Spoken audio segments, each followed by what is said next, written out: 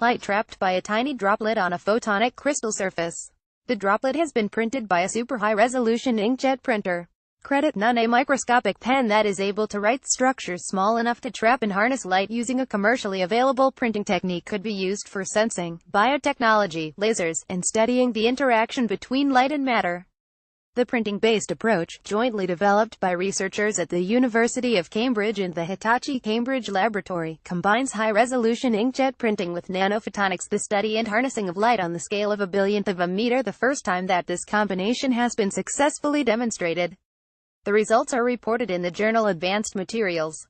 Over the last decade, inkjet printing, the same basic technology that many of us have in our homes, has advanced to the point where it can be used to print very small devices, using a range of printable materials, including living cells, as ink.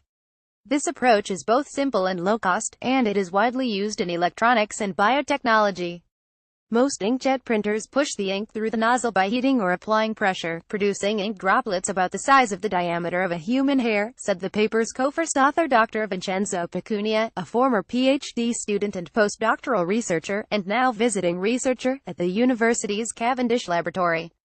Pecunia's research focuses on printable optoelectric materials for a range of applications, and his group recently obtained a printer based on electrohydrodynamic jets, a long word that essentially means a printer capable of ultra-high-resolution printing. Instead of relying on pressure or heat, this type of printer applies a voltage to the ink, providing enough force to push it through a much smaller nozzle, producing ultra-small ink droplets 10 to 100 times smaller than those produced by conventional printers.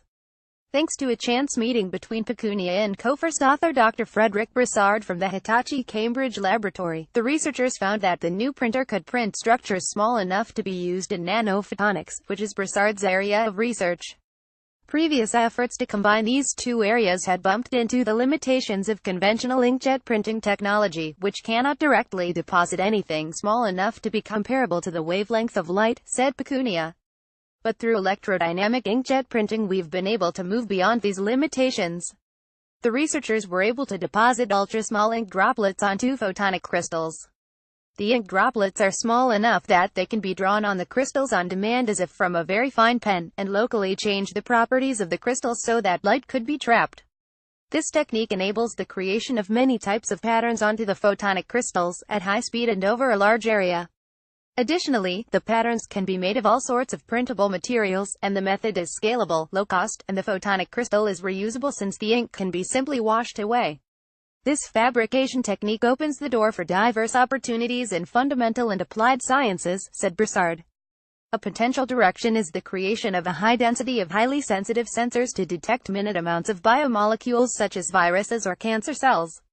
This could also be a very useful tool to study some fundamental phenomena requiring very strong interaction between light and matter and new materials and create lasers on demand. Finally, this technology could also enable the creation of highly compact optical circuits which would guide the light and which could be modified by inkjet printing using the photonic crystal template. Explore further. Breakthrough ink discovery could transform the production of new laser and optoelectric devices. More information, Advanced Materials 2017.